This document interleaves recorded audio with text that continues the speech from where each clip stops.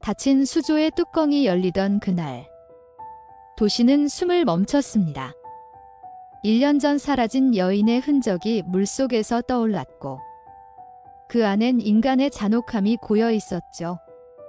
슬리퍼 한 짝, 썩은 냄새, 그리고 끝없는 어둠. 아침 여러분, 다크한 나이트메어 출발합니다. 작은 댓글, 구독과 좋아요 해주셔서 감사합니다. 그날 서연은 평소처럼 평온했죠. 남편과 아침을 나눈 뒤 지인을 만나러 간다며 현관을 나섰죠.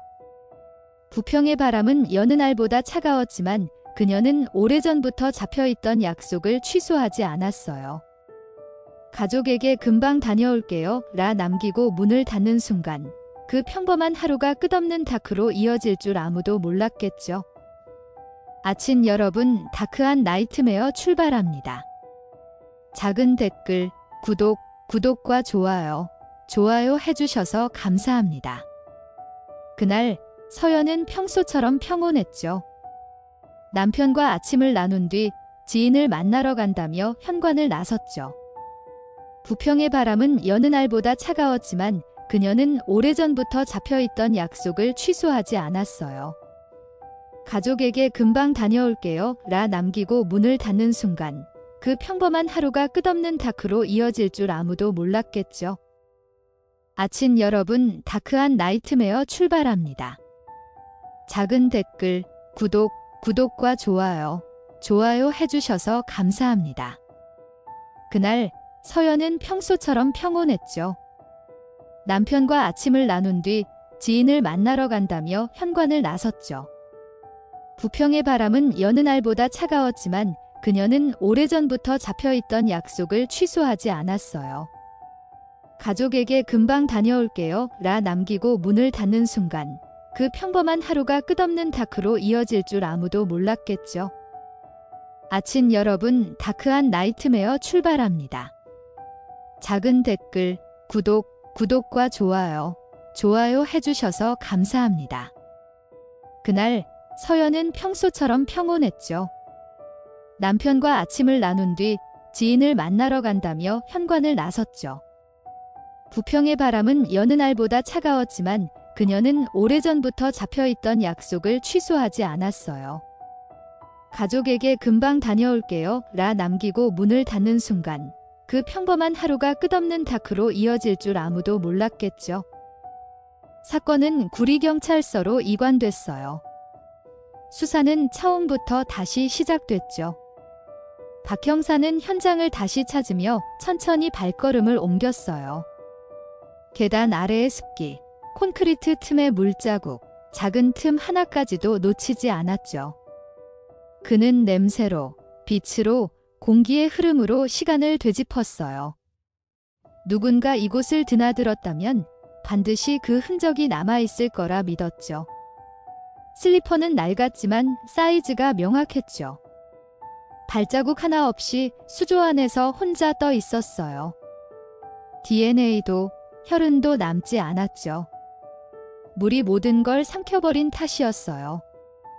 그러나 박 형사는 그것이 오히려 단서를 숨긴다고 생각했죠. 용의자가 신은 슬리퍼일 수도 있다. 그는 그렇게 판단했어요. 이유는 단순했어요.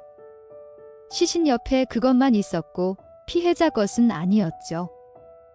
수사팀은 주변 상가 입주자들을 대상으로 탐문을 시작했어요. 상가 주인은 고개를 저었죠. 1년 전에도 청소는 한 번뿐이었어요. 모든 문이 닫혀 있었어요. 박 형사는 포기하지 않았어요. 그는 커피를 건네며 사람들의 마음을 열었죠. 기억을 더듬어 주세요. 그땐 무슨 냄새라도 어떤 소리라도 좋습니다. 그 온화한 태도 속에서 사람들은 조금씩 입을 열었죠. 그중 한 여성이 조심스럽게 말했다죠. 그때 지하에 이사짐센터 있었어요. 사람도 많았는데 어느 날 갑자기 문을 닫았어요. 박 형사의 눈빛이 번쩍였어요. 그건 1년 전 시신이 사라진 시기와 정확히 맞물렸죠. 그 업체 이름 기억나세요? 네, 기억나요. 파란 간판이었어요. 작은 진술이 큰 파문을 일으켰죠. 수사 방향이 완전히 뒤집혔어요. 경찰은 곧장 세무서를 통해 이사짐센터 등록 정보를 확인했어요. 사업주는 이미 행방불명이었죠. 대신 근무자 명단이 남아 있었어요. 그러나 조라는 이름은 없었죠. 박 형사는 다시 사람들을 찾아다녔어요. 그때 거기서 자던 직원 없었나요? 한 남자가 대답했어요. 있었죠. 30살쯤 된 조라는 사람이요. 거기서 먹고 자고 했어요. 박 형사는 조용히 고개를 끄덕였죠. 조라는 이름이 수조만큼이나 낯설고 불길했어요. 그는 사건 발생 일주일 뒤 갑자기 사라졌죠. 그리고 한 달 후 이사짐센터도 문을 닫았어요. 박 형사는 이를 단순한 우연이라 생각하지 않았죠. 수조와 숙소의 거리는 불과 5걸음. 그 거리 안에 모든 비밀이 숨어 있었죠. 그날 이후 그의 노트에는 단 하나의 이름만 남았어요. 도현이었죠. 도현은 당시 이사짐센터에서 일하며 상가 지하를 숙소로 썼어요. 일과 후엔 담배를 피우며 수조 옆에 앉곤 했죠. 그는 언제나 무표정했어요. 말이 없고 시선을 마주치지 않았죠. 주변 사람들은 그를 조용한 사람이라 불렀어요. 하지만 그 고요함 속에는 알 수 없는 그림자가 깃들어 있었죠. 박 형사는 그의 이름을 보는 순간 본능적으로 그 어둠을 느꼈어요. 도현의 신상은 오래전부터 미묘했어요. 주민등록상 주소도 고용기록도 모두 끊겨 있었죠. 경찰이 울산, 군포, 구리까지 추적하며 그의 흔적을 모았어요. 그는 일용직을 전전하며 지냈고 수조 사건 무렵 갑자기 사라졌죠. 박 형사는 그가 여전히 근처에 있을 거라 확신했어요. 인간은 죄를 짓고도 익숙한 곳을 떠나지 못하죠. 그건 죄책감이 아니라 습관이었어요. 며칠 뒤 제보 하나가 들어왔어요. 비슷한 남자가 근처 공사장에서 일하고 있다더라고요. 수사팀은 즉시 그곳으로 향했어요. 작업복 차림의 남자가 삽을 들고 있었죠. 박 형사는 그를 향해 천천히 걸었어요. 조도현 씨 맞죠? 순간 그의 어깨가 미세하게 떨렸어요. 그 눈빛은 마치 자신이 이미 발각된 걸 알고 있었죠. 조사는 처음엔 무의미했어요. 도현은 시선을 피하며 모든 걸 부정했죠. 모릅니다. 그런 일 한 적 없어요. 박 형사는 강압 대신 침묵으로 맞섰어요. 방 안의 공기가 점점 무거워졌어요. 30분이 지나자 도현의 손끝이 떨리기 시작했죠. 그때 박 형사는 슬리퍼 사진을 꺼내 책상 위에 올려놨어요. 아무 말도 하지 않았죠. 도현의 눈동자가 미세하게 흔들렸어요. 박 형사는 조용히 말했다죠. 이걸 어디서 본 적 있습니까? 그 말에 도현의 입술이 굳었어요. 그는 사진을 보며 침을 삼켰어요. 방 안은 시계 초침 소리만 울렸죠. 박 형사는 의자를 밀며 다시 말을 이었어요. 그날 그 여자를 본 적 있죠? 짧은 한마디였지만 공기 속엔 무게가 있었죠. 시간이 지나자 도현의 이마에 땀이 맺혔어요.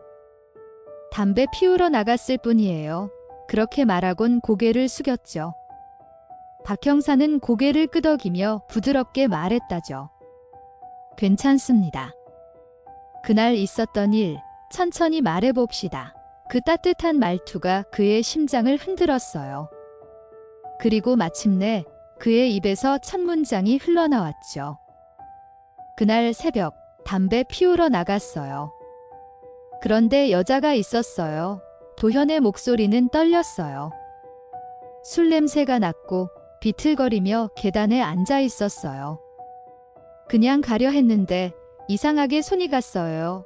그의 말은 끊어지고 손이 허공을 가르며 멈췄죠. 박 형사는 한숨도 쉬지 않고 들었어요. 그 여자가 저항해서 그래서 그는 말을 잇지 못했죠. 그는 한참을 침묵했어요. 박 형사는 그저 의자에 기대 앉았죠. 방 안의 온도는 서늘했지만 도현의 얼굴은 붉게 달아올랐어요. 그녀가 비명을 질렀어요. 나도 모르게 흉기를 들었어요. 그는 손을 떨며 얼굴을 감췄죠. 죽을 줄은 몰랐어요. 그냥 조용히 시키려 했어요.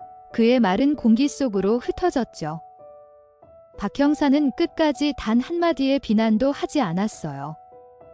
그 대신 낮은 목소리로 말했다죠. 그 후엔요, 도현은 숨을 삼켰어요. 그냥 두면 들킬까 봐 근처 수조에 넣었어요. 아무도 안 올 줄 알았어요. 그 말이 끝나자 방 안이 정지한 듯 고요했어요. 그의 자백은 그렇게 끝났죠. 박 형사는 눈을 감으며 말했다죠. 그 여자는 마지막까지 살아 있었어요.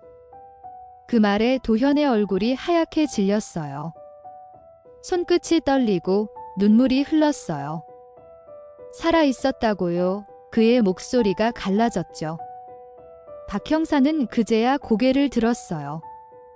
그녀의 손톱 밑엔 당신의 살점이 있었어요. 그 한마디로 모든 것이 무너졌어요. 도현은 의자에 머리를 묻고 울었어요. 방 안엔 죄의 냄새가 남았죠. 인간의 가장 어두운 심연이 그날 완전히 드러났죠.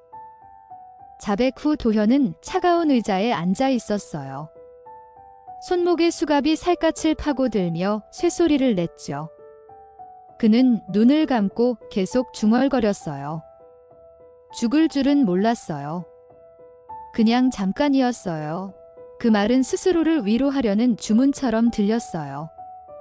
박 형사는 그 옆에 앉아 조용히 말했다죠. 당신이 숨긴 건 시신이 아니라 죄책감이었어요. 그 말이 도현의 귓속을 파고들었죠.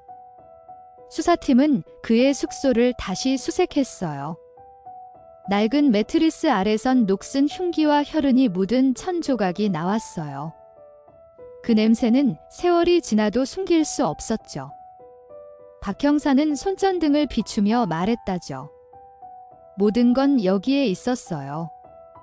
당신은 늘 이곳에서 잠들었죠. 도현은 아무 대답도 하지 않았어요. 단지 고개를 숙이며 눈을 감았죠. 서연의 가족은 경찰서 앞에서 오열했어요. 남편은 무릎을 꿇고 바닥을 치며 울었죠. 그녀가 얼마나 착한 사람인데 라는 말이 흐느낌에 묻혔어요. 박 형사는 그 모습을 바라보다 고개를 숙였죠. 죄의 무게는 언제나 남겨진 자에게 더 무겁게 내려앉았어요. 그는 마음속으로 다짐했죠. 이제라도 진실을 찾았으니 이 어둠을 끝내야 한다. 언론은 사건을 구리 수조 살인 사건이라 불렀어요. 사람들은 공포에 휩싸였죠. 어떻게 한 여자가 그런 곳에서 1년을 도현의 이름은 공개되지 않았지만 세상은 이미 그를 괴물이라 불렀어요. 그러나 박 형사는 달랐죠. 괴물도 인간이었을 때가 있다. 그는 기자들에게 짧게 답했어요. 그걸 잃은 순간 악이 태어나는 겁니다. 법정에 선 도현은 마치 다른 사람이 된 듯 했어요. 수척한 얼굴, 붉은 눈가, 굳은 손끝. 재판장은 형량을 읽어 내려갔죠. 징역 25년 그 한마디의 법정은 정적에 잠겼어요. 서연의 가족은 울었고 도현은 고개를 들지 않았죠. 판결문이 닫히는 순간 그 안엔 누구도 구원받지 못한 그림자만 남았어요. 사건이 종결된 후 박 형사는 한동안 말을 잃었어요. 매일같이 사건 파일을 꺼내 다시 읽었죠. 글자 사이로 서연의 얼굴이 떠오르는 듯 했어요. 그는 형사였지만 동시에 한 사람의 아버지였죠. 그날의 기억이 평생을 따라다닐 걸 알았어요. 그는 조용히 속삭였죠. 용서는 사라진 자가 아니라 남은 자의 몫이겠죠. 밤이 되면 그는 자주 그 상가를 찾았어요. 폐쇄된 지하 통로, 녹슨 철문, 차가운 수조의 잔향. 모든 게 그대로였죠. 손전등 불빛이 벽에 닿을 때마다 그림자가 흔들렸어요. 그는 잠시 눈을 감았죠. 서연 씨, 이제 편히 쉬세요. 그 말은 어둠 속으로 흩어졌어요. 그가 떠난 자리엔 바람만이 남았죠. 사건은 끝났지만 사람들의 기억 속에선 지워지지 않았어요. 도현은 교도소에서 매일같이 편지를 썼어요. 꿈에 그녀가 나와요. 아무 말도 안 하지만 눈을 뜨면 울고 있어요. 그는 그렇게 하루를 버텼죠. 죄는 사라지지 않았어요. 다만 그 무게가 서서히 그의 영혼을 짓눌렀죠. 서연의 이름은 작은 추모비에 새겨졌어요. 남편은 매달 그곳을 찾아 꽃을 올렸어요. 다시는 이런 일이 없게 하겠다고 약속할게요. 그 목소리는 바람처럼 떨렸죠. 박 형사는 멀리서 그 모습을 지켜봤어요. 그의 눈엔 후회와 다짐이 섞여 있었죠. 인간의 잔혹함은 사라지지 않지만 기억은 희망으로 남을 수도 있었죠. 그리고 마지막 기록엔 이렇게 남았어요. 친절이 최고의 수사였다. 그 문장은 단순한 칭찬이 아니었죠. 냉정한 세상 속에서도 인간적인 온기로 진실을 끌어낸 한 형사의 말이었어요. 박 형사는 여전히 매년 그날을 기억했죠. 수조 속에서 잊힌 목소리가 다시는 나오지 않기를 바라며 오늘도 조용히 밤을 맞이했죠. 사건이 세상에 알려진 뒤 구리의 그 상가는 결국 폐쇄됐어요. 사람들은 그 지하를 침묵의 수조라 불렀죠. 아무도 내려가지 않았어요. 그곳은 도시 한복판의 어둠처럼 남았죠. 박 형사는 그 이름이 마음에 걸렸어요. 그에게 그곳은 범죄의 흔적이 아니라 인간이 망가진 마음의 잔해였죠. 그래서 그는 그 이름을 끝까지 기억했어요. 형사과 내부엔 서연의 사진이 걸려 있었어요. 환하게 웃는 얼굴은 여전히 따뜻했죠. 동료들은 그 사진을 볼 때마다 고개를 떨궜어요. 박 형사는 사진 앞에서 자주 멈춰 섰어요. 그때마다 손끝이 떨렸죠. 죄 없는 사람이 이렇게 사라지면 안 되죠. 그는 그렇게 중얼거리며 다시 사건 기록을 닫았어요. 하지만 그 기억은 다치지 않았죠. 도현은 교도소에서도 조용했어요. 누구와도 말을 섞지 않았죠. 매일같이 벽을 바라보며 같은 문장을 되뇌었어요. 그녀는 아직 나를 보고 있겠죠. 그 말은 기도이자 형벌이었죠. 그는 매일 밤 잠들기 전 눈을 감으면 어둠 속 수조에서 서연의 얼굴이 떠올랐어요. 차가운 물과 시선이 그를 끝없이 끌어내렸죠. 박 형사는 은퇴를 앞둔 날 수사일지를 마지막으로 펼쳤어요. 그 종이 냄새엔 시간의 무게가 스며 있었죠. 그는 서연의 이름을 따라가며 사건의 모든 장면을 되짚었어요. 빛 한 줄기 없는 지하, 무심한 세상, 그리고 한 사람의 절규. 그는 조용히 일지를 덮으며 말했다죠. 진실은 결국 기억하는 자의 몫이겠죠? 시간이 흐르고 도현은 10년째 수감 중이었어요. 그는 종종 교도관에게 편지를 부탁했어요. 수신인은 없었지만 내용은 늘 같았어요. 죄는 씻지 못하지만 기억은 남겨두고 싶어요. 그 문장은 종이에 번지듯 흐려졌죠. 그는 언젠가 용서를 받을 수 있을지 몰랐어요. 하지만 그의 하루는 여전히 수조처럼 고여 있었죠. 박 형사는 퇴직 후에도 경찰서 앞을 자주 지나쳤어요. 현관 앞에 나무들이 해마다 자랐죠. 그가 남긴 말은 후배들의 교본이 되었어요. 친절은 약함이 아니라 진실을 여는 문이다. 후배들은 그 문장을 수첩에 적었어요. 인간적인 수사, 그것이 박 형사의 마지막 유산이었죠. 그 온기가 여전히 사람들 마음에 남아 있었죠. 도현은 교도소 안에서 스스로를 용서하지 못했어요. 식사도 제대로 하지 않았죠. 어느 날 그는 벽에 손을 짚으며 말했다죠. 그날 내가 발을 멈췄다면 그녀는 살았겠죠. 그 말은 벽을 타고 메아리 쳤어요. 어둠 속에서도 그 목소리는 길게 남았죠. 인간의 악은 순식간에 태어나지만 후회는 평생의 형벌이었죠. 서연의 가족은 그 후로도 오랫동안 고통 속에 살았어요. 하지만 시간이 흐르며 그 아픔은 기억으로 변했죠. 남편은 봉사단체를 만들어 실종자 가족을 돕기 시작했어요. 누구도 다시는 같은 고통을 겪지 않게 해야죠. 그의 말엔 울음 대신 단단한 결심이 담겨 있었어요. 상처는 남았지만 그 속에서 작은 희망이 피어났죠. 이 사건은 대한민국 수사 역사에 길이 남았어요. 잔혹한 범행과 인간적인 접근, 그리고 끝내 밝혀낸 진실. 형사박의 이름은 조용히 사람들의 입에 오르내렸죠. 그 사람 덕에 진실이 빛을 봤다. 세상은 잠시 멈췄지만 결국 다시 움직였죠. 그리고 그날의 어둠은 한교훈으로 남았어요. 진실은 결코 가라앉지 않는다. 밤의 끝, 박 형사는 노트 한 권을 책상 위에 올려놨어요. 그 안에는 서연의 이름이 마지막 줄에 적혀 있었죠. 그는 창밖의 불빛을 바라보며 조용히 말했다죠. 당신의 이야기는 끝나지 않았어요. 누군가의 기억 속에서 계속 숨 쉴 테니까요. 그 말과 함께 바람이 창문을 스쳤어요. 어둠은 잠들었지만 기억은 여전히 깨어 있었죠. 이번 다크한 나이트메어는 여기까지입니다.